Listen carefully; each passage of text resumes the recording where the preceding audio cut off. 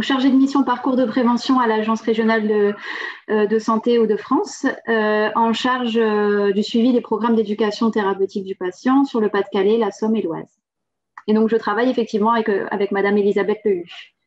Très bien. Eh ben, écoutez, je vous remercie d'avoir accepté d'intervenir ce matin, puisque c'est vrai qu'il y a eu des nouveautés réglementaires dans l'éducation thérapeutique. Et je vous laisse la parole pour nous présenter tout cela. Merci. Alors, tout d'abord, est-ce que vous voyez bien vous voyez toujours mon PowerPoint? Oui, oui, il apparaît bien. Parfait.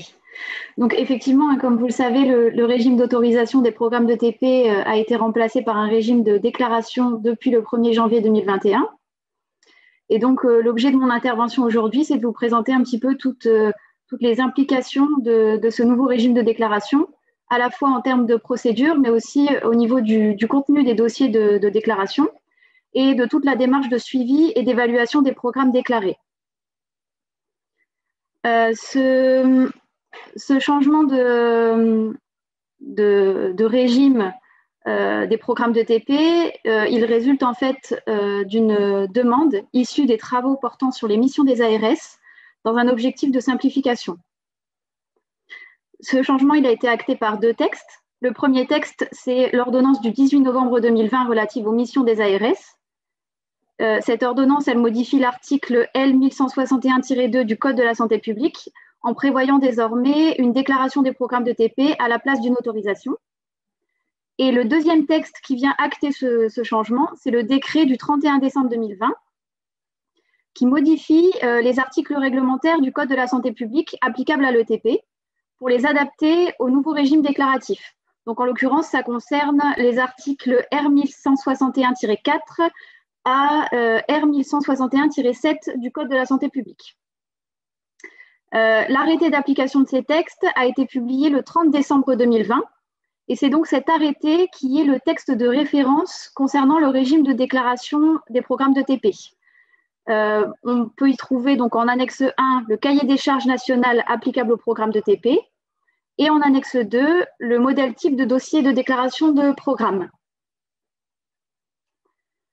Et donc en région, ce sont toujours les ARS qui sont chargés de contrôler la conformité des déclarations de programmes de TP avec le cahier des charges national qui est repris dans cet arrêté de 2020.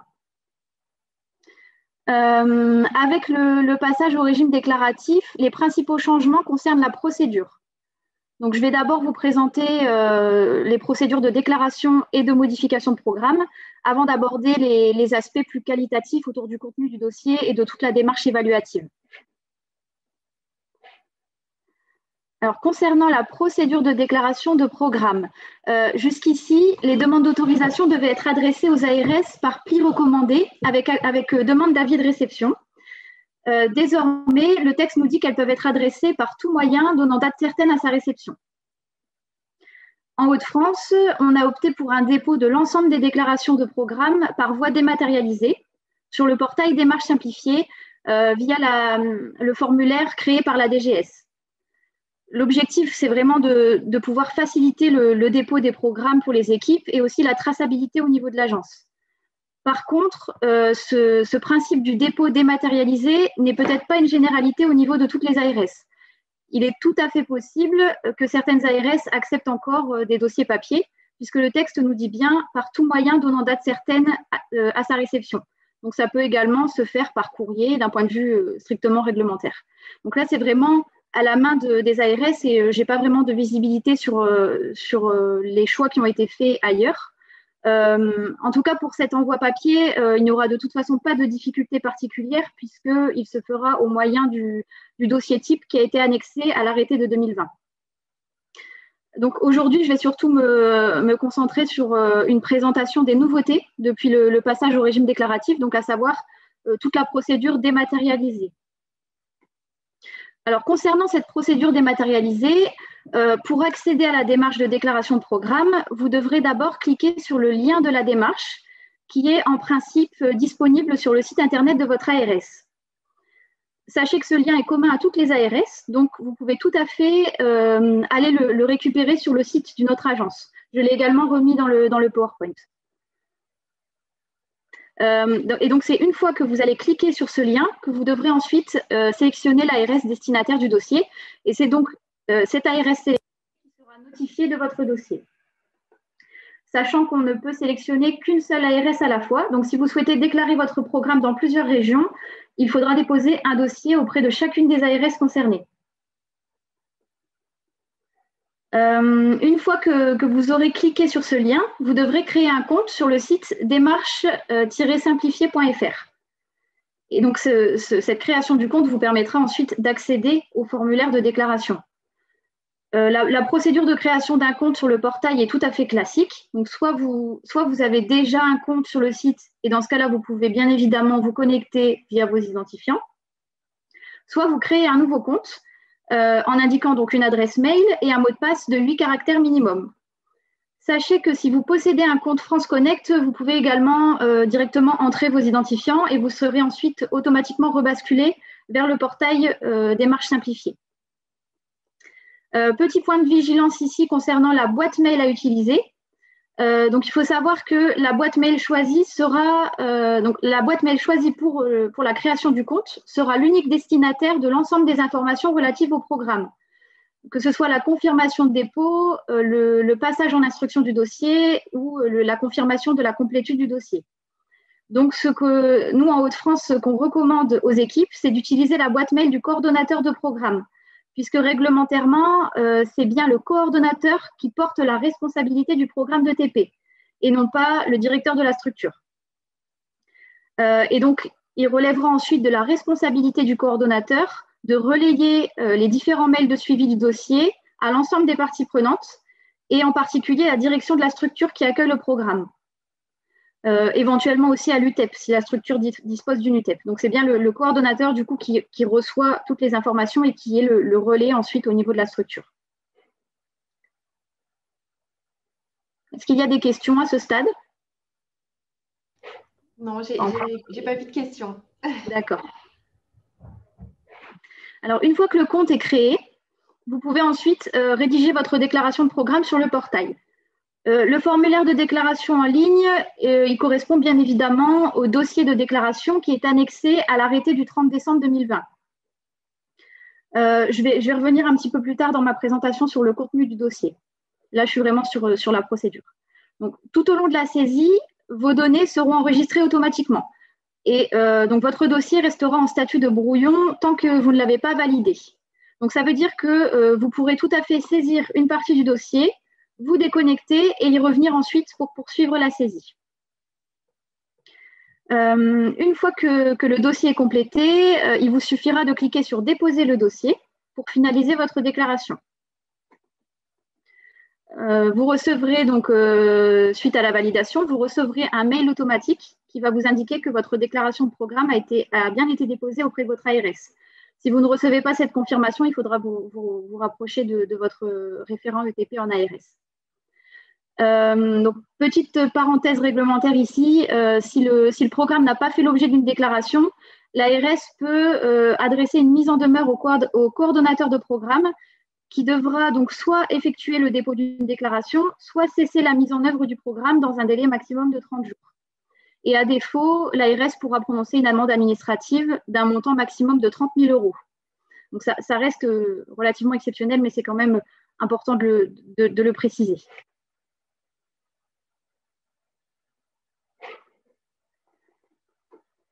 Concernant l'instruction des dossiers, donc auparavant, les demandes d'autorisation faisaient l'objet d'un accusé de réception dans le délai d'1 mois et puis d'une décision dans le délai de 2 mois à compter de l'accusé de réception complet.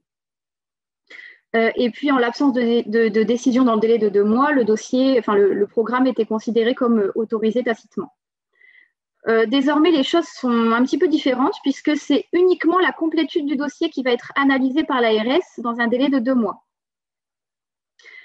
Et donc, l'ARS va en fait s'assurer que le dossier de déclaration contient l'ensemble des pièces demandées dans le cahier des charges et en particulier les éléments relatifs aux objectifs du programme et à ses modalités d'organisation, aux effectifs et à la qualification du coordonnateur et des intervenants, à la population cible et également aux sources prévisionnelles de financement du programme. Donc ça, ce sont les différents points de vigilance des ARS au niveau de l'analyse de la complétude du dossier. Le dossier sera réputé complet si un accusé de réception complet vous a été délivré via le portail démarche simplifiée dans le délai de 2 mois à compter du dépôt de votre déclaration, ou alors si aucun accusé de réception n'a été délivré dans ce délai. Dans ce cas-là, ce sera considéré comme une acceptation tacite. De votre déclaration. Le délai de 2 mois est bien évidemment interrompu si votre ARS vous demande des pièces complémentaires. Dans ce cas-là, ça prolongera d'autant le délai pour accuser réception du dossier. Attention ici à bien conserver le numéro de déclaration. Donc ce numéro de déclaration, en fait, il sera indiqué dans le mail d'accusé réception du dossier. Donc c'est important de conserver ce numéro puisqu'en fait, il vous sera demandé pour chaque nouvelle modification du programme. Bien sûr, si vous perdez ce numéro, vous avez toujours la possibilité de vous rapprocher de votre référent ETP en ARS pour l'obtenir. Donc la déclaration du programme et donc l'autorisation de le mettre en œuvre prend effet à compter de la date à laquelle le dossier est réputé complet.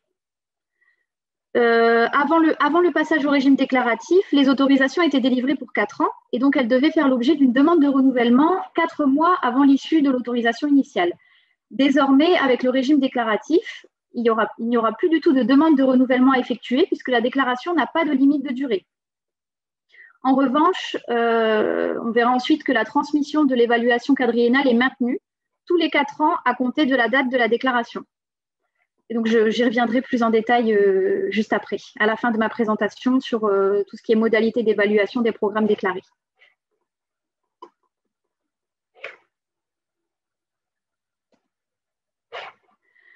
Le passage au régime déclaratif ne signifie pas pour autant que le dossier n'est pas instruit. Le texte prévoit que les ARS peuvent effectuer un contrôle a posteriori sur le dossier. Donc, si à l'issue de ce contrôle, l'ARS constate que le programme déclaré ne répond pas au cahier des charges national ou si le programme est susceptible de mettre en danger la santé des patients, dans ce cas-là, l'ARS pourra ordonner la cessation du programme, voire prononcer une amende administrative à l'encontre des professionnels responsables du manquement, après mise en demeure. Bien entendu, le courrier de mise en demeure devra préciser les manquements constatés et le délai pour régulariser ces manquements. Donc, réglementairement, c'est un délai de 30 jours. Et ce n'est qu'à défaut de régularisation dans ce délai que des sanctions pourront être prises par l'ARS. Donc, pour ce qui nous concerne en région Hauts-de-France, nous effectuons une analyse du dossier sur le fond dans un délai de maximum 2 mois suite à la prise d'effet de la déclaration.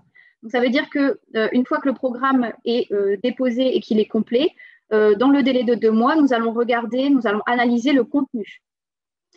Et donc, cette analyse, elle peut donner lieu soit à un courrier de recommandation, si on constate des points à améliorer dans la prise en charge, soit à un courrier de mise en demeure, si on constate que le programme déclaré ne répond pas aux exigences du cahier des charges ou s'il met en danger la santé des usagers. Concernant la caducité éventuelle du programme, donc on reste sur les dispositions qui étaient en vigueur avec le régime d'autorisation. C'est-à-dire qu'un programme sera considéré comme caduc s'il n'a pas été mis en œuvre dans les 12 mois qui suivent sa déclaration ou s'il n'est plus mis en œuvre pendant 6 mois consécutifs. Bien entendu, ce n'est pas valable s'il y a des circonstances particulières, à condition de bien expliciter ces circonstances à l'ARS. Par exemple, on a eu la crise sanitaire cette année, donc il est bien évident qu'un certain nombre de programmes n'ont pas pu être mis en œuvre, et donc ça ne donnera bien évidemment pas lieu à une décision de caducité. Même chose quand il y a des difficultés à recruter des patients pour X ou Y raison. Les ARS sont en général tout à fait compréhensives lorsque des explications sont données par les équipes dans le rapport d'activité annuel du programme, ou alors par mail ou par courrier. L'important, c'est d'en informer l'ARS. Le texte nous dit enfin que la cessation du programme doit être déclarée à l'ARS dans un délai de 3 mois à compter de sa prise d'effet. Même si le texte ne précise pas les modalités de cette déclaration, enfin de cette notification à l'ARS, pour notifier la cessation d'un programme, on va plutôt privilégier un envoi par courrier, de préférence par courrier recommandé, parce que ça donne vraiment une date certaine de la cessation du programme.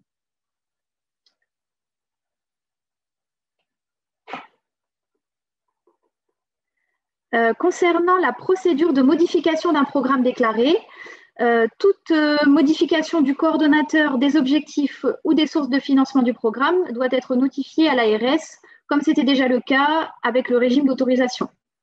Ici, c'est encore une fois la forme de cette notification qui va changer, puisqu'elle ne se fait plus par lettre recommandée avec accusé de réception, mais par le dépôt d'une nouvelle déclaration de programme sur le portail démarche simplifiée. Donc, encore une fois, on est sur une dématérialisation. Donc concrètement, comment ça se passe? Donc, comme pour la déclaration initiale, cela se fait via un lien qui vous permet d'accéder à la démarche de modification. Et donc, encore une fois, c'est un lien qui a été, c'est une démarche qui a été mise à disposition par la DGS. Ce lien est également commun à toutes les ARS et je vous l'ai remis pour information dans le PowerPoint. Comme je vous le disais tout à l'heure, le numéro de déclaration qui figure dans le récépissé de la déclaration initiale vous sera demandé dans la déclaration de modification. Donc, c'est la première chose en fait qui vous sera, qui sera sollicitée dans le dossier. Donc, c'est important de pouvoir conserver ce numéro comme je vous le disais tout à l'heure. Bien entendu, on vous demandera aussi l'objet de la modification qui va être apportée au programme, sachant que vous pouvez déclarer plusieurs modifications en même temps, via le même dossier. Donc, par exemple, une modification d'objectif et une modification de coordonnateur. Donc, ça, c'est une nouveauté quand même par rapport à ce qui existait avant.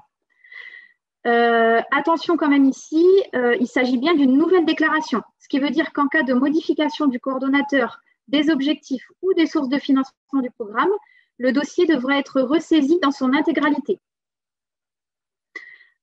Pour vous faciliter ce travail de double saisie, entre guillemets, ce que je vous invite à faire, c'est télécharger votre déclaration initiale au format PDF dès que vous l'avez déposée sur le portail. Le portail vous offre cette possibilité-là de tout télécharger en format PDF.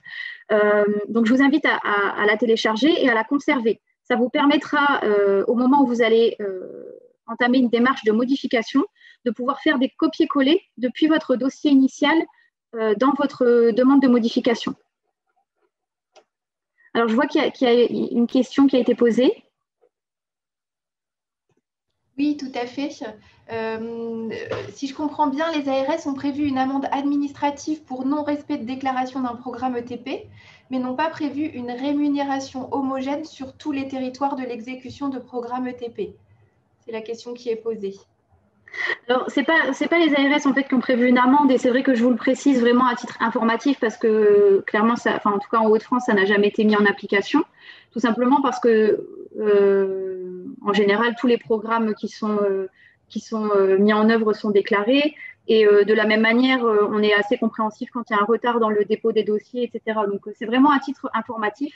Après, sur la question de l'harmonisation des rémunérations, on a quand même un modèle de forfaitisation pour les patients. Et il y a un petit commentaire de Cathy. Je ne sais pas si vous voulez le faire directement, Cathy, je vous laisse. Oui, il me semble, selon moi, que les rapports annuels ne sont pas à envoyer à l'ARS, seuls les quadriennales. Les rapports annuels, c'est-à-dire le rapport d'activité, le rapport... Le rapport d'activité avec les calculs des différents indicateurs, oui, bien sûr.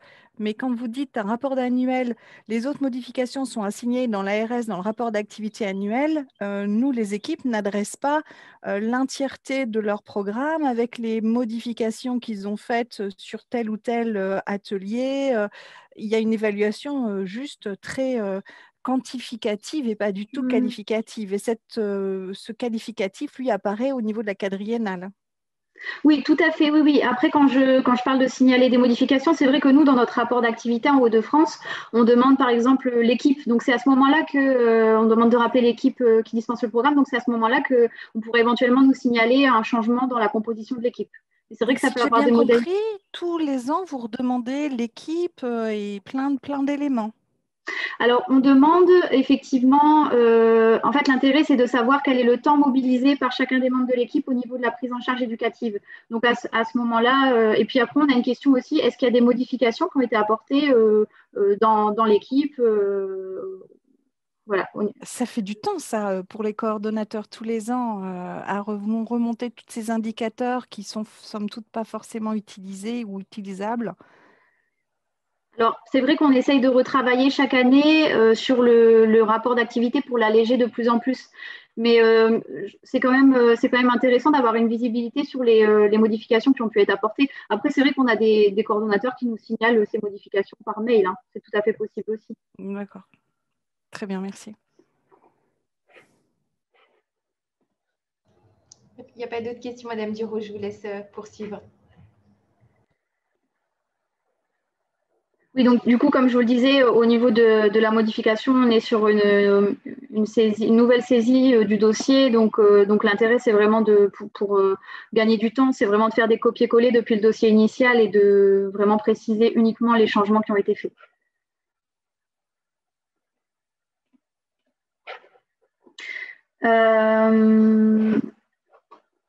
Alors, comme pour la déclaration initiale, votre dossier va rester en brouillon jusqu'au moment où vous allez cliquer sur le bouton « Déposer le dossier ». Et donc, de la même manière, ça générera automatiquement un message contenant l'intitulé du programme et le numéro de la déclaration qui va être modifié.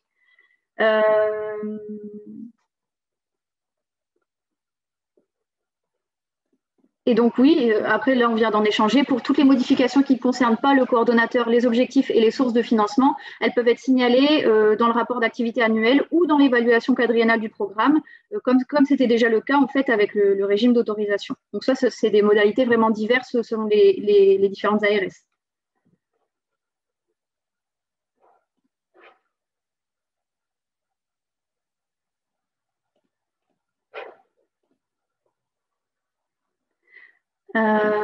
Est-ce qu'il y a une autre question? Je vois des messages. Alors, il n'y a pas d'autres questions qui est posée, mais moi, j'en ai une, si vous me permettez, mais peut-être que vous y répondrez plus tard. C'était, j'ai bien compris qu'à partir de cette année, on ne demandait plus l'autorisation d'exercer un programme de TP, on déclarait. Mais qu'en est-il du financement? Comment est-ce que l'instruction pour le financement est faite? Est-ce que c'est automatique ou pas? Alors, c'est vrai que c'est une question que je n'aborde pas dans ma présentation parce que la procédure de financement, elle est complètement indépendante, en tout cas en ARS Hauts-de-France, elle est complètement indépendante de la procédure de déclaration. C'est vraiment deux choses différentes. Nous, en fait, le financement, il va se déclencher au moment de l'analyse du rapport d'activité annuel. À ce moment-là, on va déterminer si le programme est éligible ou pas à un financement sur le FIR, au regard des modalités de dispensation du programme notamment. Et donc, ça va se faire de manière automatique, en fait. Si le programme est éligible, on va calculer le financement donc, sous la forme de forfait patient, sachant qu'on a détaillé tout ce process sur notre site Internet. Et ces critères, justement, ça semble bien structuré en ARS Hauts-de-France, mais est-ce que ces critères sont les mêmes dans toutes les ARS ou chaque ARS a sa procédure de décision de financement, enfin d'éligibilité au financement qui est différente? Est-ce que c'est quelque chose d'homogène sur le territoire? Alors, on a un guide, mais c'est vrai qu'après, les modalités, on s'aperçoit qu'elles sont quand même différentes selon les territoires. On a vraiment des ARS qui vont décider de financer ou pas au moment de l'autorisation ou de la déclaration. Mais ça, ce n'est pas du tout le choix qui a été fait en Hauts-de-France. C'est vrai qu'on gagnerait à harmoniser justement ces pratiques. Oui, c'était un peu le sens de ma question suivante. C'était est-ce qu'il y a des instances ou des réunions entre les différents référents ETP des différentes ARS pour essayer d'homogénéiser la prise en charge? Parce que je me dis, ce serait curieux qu'un programme soit éligible à un financement dans une ARS, mais pas dans une autre. Ça peut paraître curieux. Alors globalement, les conditions, elles sont toujours les mêmes, hein. C'est toujours la prise en charge en ambulatoire qui est valorisée. Et on a en fait des échanges de pratiques réguliers qui sont faits, des ARS qui enquêtent aussi sur les pratiques dans les autres agences. Donc on essaye d'harmoniser un petit peu tout ça. Après, à ma connaissance, c'est en cours en tout cas, et c'est vraiment pas quelque chose qui est acté pour le moment. Très bien. Je ne sais pas si vous voulez votre présentation se poursuit ou est-ce que pour Oui, bien sûr, oui. Alors, donc après, on a aussi bien entendu tous les programmes qui étaient autorisés avant le 31 décembre 2020, pour lesquels on a des modalités transitoires qui sont prévues par les textes. Donc, toutes ces autorisations accordées avant le 31 décembre 2020 courent jusqu'à leur terme, soit donc jusqu'au 31 décembre 2024, pardon, au plus tard, puisque les programmes sont autorisés pour 4 ans. Donc, ça signifie que jusqu'en décembre 2024, on va avoir une coexistence entre les deux régimes, le régime d'autorisation et le régime de déclaration. Les programmes d'éducation thérapeutique autorisés donc, avant le 1er janvier 2021 restent soumis aux dispositions du Code de la santé publique dans leur rédaction antérieure à l'entrée en vigueur des nouveaux textes. Donc, les exigences réglementaires restent similaires. En revanche, ça signifie que toute modification du coordonnateur des sources de financement ou des objectifs du programme avant l'issue de l'autorisation devra se faire sous l'ancienne procédure, c'est-à-dire avec une demande adressée par lettre recommandée avec accusé de réception à l'ARS. Sachant que le silence gardé par l'ARS pendant 30 jours à compter de l'envoi de la demande vaudra autorisation tacite. Pour ces programmes déjà autorisés, le régime déclaratif va se substituer au renouvellement de l'autorisation. Donc, au lieu de demander le renouvellement de l'autorisation, il faudra faire une déclaration de programme sur le portail Démarche simplifiée. En ce qui concerne le délai de dépôt de la déclaration, le texte n'impose aucun délai particulier, donc ça va dépendre des ARS. En ARS Hauts-de-France, la déclaration sur le portail Démarche simplifiée est attendue au plus tard 3 mois avant l'issue de l'autorisation initiale. Et donc, selon les ARS, ce sera en général entre 2 et 4 mois, puisqu'il faut au minimum 2 mois pour analyser la complétude du dossier. Et donc, le rapport d'évaluation quadriennale sera également à transmettre dans le même délai à votre ARS.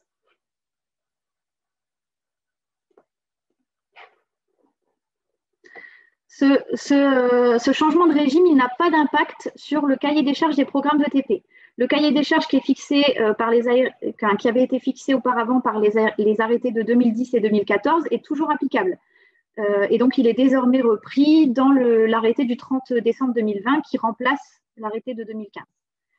Les exigences réglementaires auxquelles le coordonnateur du programme doit se conformer dans le cadre du régime d'autorisation sont donc maintenues pour le régime de déclaration. Donc, ça concerne toute la conformité au cahier des charges, le respect des obligations prévues dans le Code de la santé publique.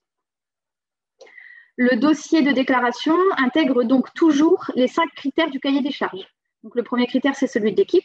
Donc, vous devrez décrire la composition de l'équipe, à la fois au niveau des professionnels et des autres intervenants, y compris les patients. Tout ce qui est compétences et formation en ETP. Là, il y a une petite différence quand même, c'est que, bien sûr, les intervenants doivent toujours être formés à la dispensation de l'ETP et le coordonnateur doit être formé à la coordination, mais les attestations de formation ne sont plus exigées dans le dossier. Donc, on va vraiment être uniquement sur du déclaratif. Vous indiquerez uniquement donc, le nom, prénom du professionnel, sa fonction, ses qualifications, et puis son niveau de formation avec l'organisme de formation. Mais on vous ne demandera plus l'attestation. Par contre, en cas de doute sur le contenu d'une formation mentionnée dans le dossier, l'ARS pourra bien évidemment vous demander l'attestation et le contenu de la formation au niveau de l'accusé de réception. Mais ça, c'est uniquement en cas de doute sur le contenu. Sinon, on est vraiment sur uniquement du déclaratif.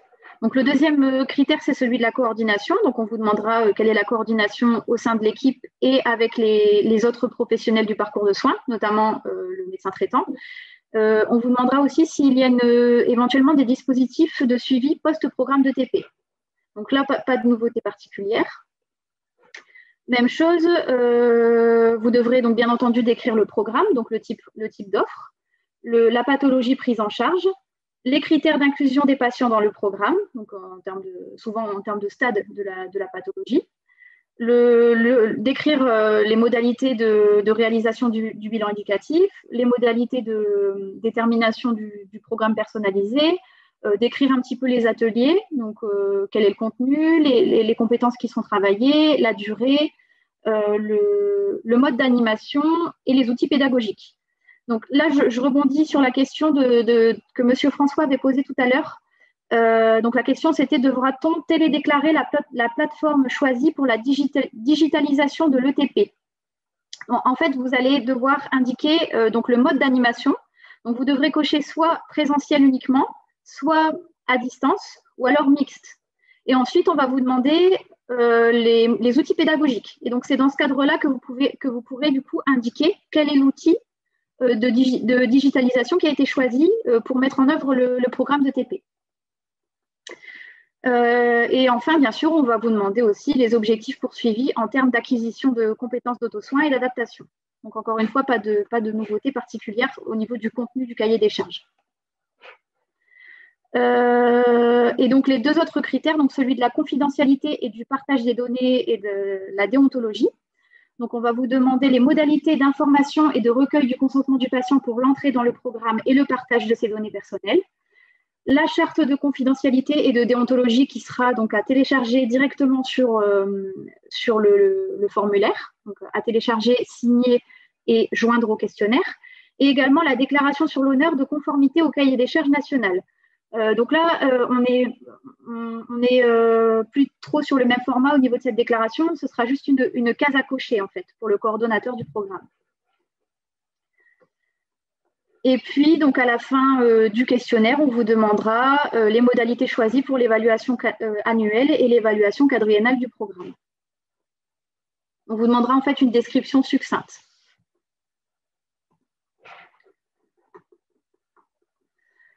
Concernant l'évaluation du programme, la procédure de suivi d'évaluation reste en vigueur pour les programmes déclarés. Donc avec l'auto-évaluation annuelle, le rapport d'activité annuelle qui est à transmettre à l'ARS pour le 1er mars de l'année N+1, le rapport d'évaluation quadriennale qui est à transmettre à l'ARS à l'issue de la 4e année de mise en œuvre du programme.